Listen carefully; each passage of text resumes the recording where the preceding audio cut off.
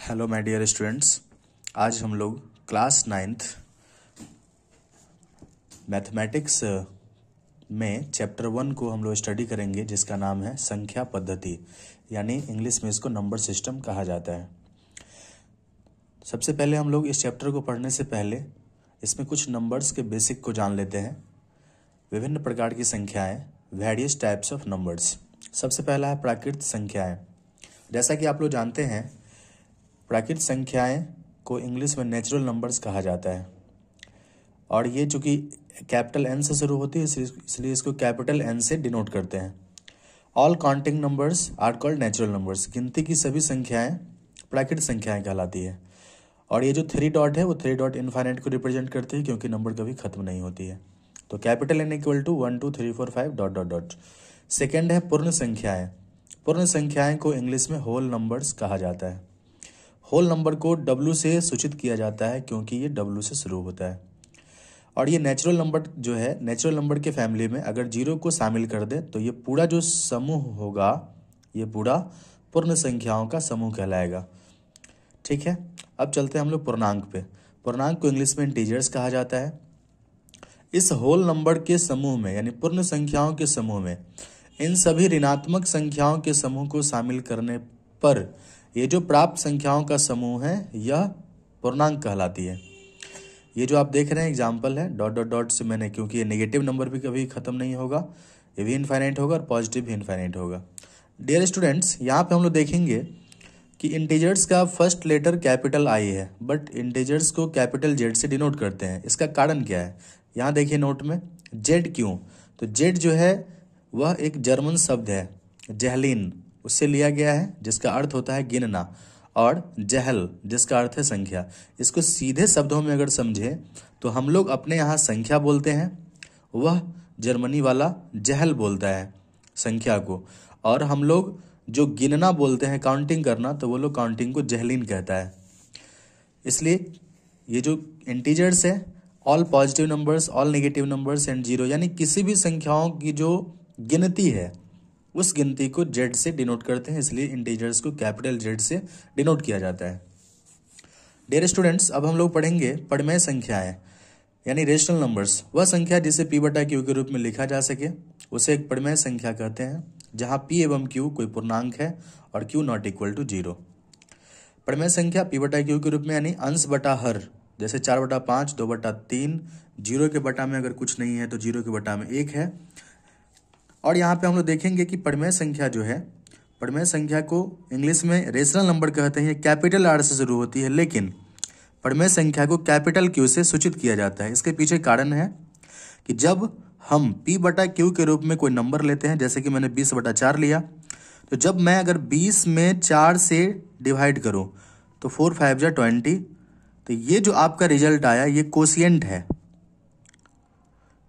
तो इस कोशिएंट, यानी कोशिएंट मतलब क्या, जैसे ये भाज्य बराबर भाजक गुने भागफल प्लस शेषफल, तो ये भागफल है, भागफल को इंग्लिश में कोशिएंट कहते हैं। और यही 20/4 का रिजल्ट 5 आया, और ये 5 कोशिएंट है, इसलिए इसको कैपिटल क्यू से डिनोट किया जाता है। ओके डियर स्टूडेंट्स, अब हम लोग क्लास 9th NCERT मैथ में जो चैप्टर 1 का 1.1 है उसे हम लोग अभी समझेंगे। पहला क्वेश्चन है, क्या 0 एक पढ़मेय संख्या है? क्या आप इसे p बटा क्यू के रूप में लिख सकते हैं, जहां p एवं q कोई पूर्णांक है और q नॉट इक्वल टू 0? तो इसका जवाब होगा हाँ, 0 एक पढ़मेय संख्या है। इसे हम p बटा क्यू के रूप में लिख सकते हैं, क्योंकि 0 के बटा में हम लोग 0/1, 0/2, 0/5, ये सब का रिजल्ट 0 ही आएगा, इसलिए इसको हम लिख सकते हैं जहाँ p एवं q कोई पूर्णांक है। क्वेश्चन नंबर 2 जो है, 3 एवं 4 के बीच में 6 पढ़मेय संख्याएं ज्ञात करना है। इसको हम लोग 2 तरीका सीखेंगे। पहला तरीका, जैसे कि 6 निकालना है, 6 संख्या, तो n का मान 6 हो गया, तो हम लोगों को n+1 निकाल लेना है। तो n+1, 6 + 1 बराबर क्या होगा, 7। तो यहाँ पे देखेंगे हम लोग, पहला संख्या है 3, तो 3 के बटा में कुछ नहीं है, तो एक ऊपर भी 7 से गुना कर दिया और नीचे भी, तो 7 × 21, 7 × 7। फिर है 4 के बटा में 1 है, तो 4 ऊपर भी 7 से नीचे भी 7 से गुना कर दिए, तो 4 × 7 = 28, 7 × 7। अब यहाँ पे हम लोग देखेंगे कि 21/7 और 28/7 के बीच की जो संख्याएं हैं वह 22/7, 23/7, 24 यहाँ से लेकर 27 तक है। अतः 3 एवं 4 के बीच में 6 परिमेय संख्याएं 22/7 से लेकर 27/7 तक, ये सभी 3 और 4 के बीच की परिमेय संख्याएं होंगी। दूसरा तरीका ये है कि 3 और 4 के बीच में डेसिमल नंबर्स को हम लोग लिखेंगे जो परिमेय संख्या है। 3 एवं 4 के बीच 6 परिमेय संख्या है, 3.1, 3.2, 3.3, इस तरह से बहुत सारा होगा, लेकिन मैंने जो चाहिए था 6, तो मैंने 6 को लिखा है। अब हम लोग चलते हैं क्वेश्चन नंबर 3 पे। क्वेश्चन नंबर 3 जो है उसमें हम लोग देख रहे हैं कि 3/5 और 4/5 के बीच 5 परिमेय संख्या पूछा जा रहा है। तो 5 परिमेय संख्या पूछा गया, इसका मतलब n का मान हो गया 5, तो हम लोग n+1 निकाल लेंगे, तो 5+1 6। जो संख्याएं दी गई है जैसे 3/5, तो 3/5 में ऊपर नीचे 6 से गुना कर दिए, तो 6 3 18, 6 5 30, 18/30 आ गया। दूसरा है 4/5, 4/5 ऊपर 6 से नीचे 6 से, तो 6 6 24 बटा 6 5 30 आ गया। 18 और 24 के बीच में जो संख्याएं होंगी 19/30, 20/30, इस तरह से 23/30 तक होगी। अतः 3/5 और 4/5 के बीच की 5 परिमेय संख्या है 19/30 से लेकर 23/30 तक होगी। दूसरा तरीका यह है कि जो भी संख्याएं दी गई है उसको डेसिमल एक्सप्रेशन में चेंज कर लेंगे। 3/5 का जो दशमलव रूप आएगा वो आएगा 0.6, और 4/5 का आएगा 0.8। अतः 0.6 और 0.8 के बीच की इतनी सारी संख्याएं मैंने लिख दिया, ये सभी जो है वो परिमेय संख्या है। अब आता है ट्रू और फॉल्स की बारी। क्वेश्चन नंबर 4 में है, आपको बताना है कि यह सत्य है या असत्य है, कारण भी देना है कि सत्य है तो क्या क्यों है। पहला क्वेश्चन है, प्रत्येक प्राकृत संख्या एक पूर्ण संख्या होती है। ये सत्य है क्योंकि प्राकृत संख्याओं का समूह पूर्ण संख्याओं के समूह में होता है, इसलिए यह सत्य है।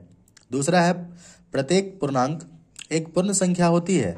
तो प्रत्येक पूर्णांक एक पूर्ण संख्या नहीं होती है क्योंकि ऋणात्मक संख्याओं का समूह पूर्ण संख्या नहीं होती है। तीसरा है, प्रत्येक परिमेय संख्या एक पूर्ण संख्या होती है। तो ये असत्य है क्योंकि परिमेय संख्याएं जो p/q के फॉर्म में होती है वह पूर्ण संख्या नहीं होती है, इसलिए यह असत्य है। डियर स्टूडेंट्स, इस तरह से हम लोग NCERT का 1.1 कंप्लीट कर लिए, और नेक्स्ट लेक्चर में हम लोग एक्सरसाइज 1.2 और उससे रिलेटेड सभी कॉन्सेप्ट्स को समझेंगे और अच्छे तरीके से स्टडी करेंगे। मुझे आशा है कि आप इन वीडियोज को देखकर एक्सरसाइज 1.1 और इससे रिलेटेड जो बेसिक नंबर्स बताए गए हैं उसको अच्छे से कंप्लीट कर लेंगे। Thank you.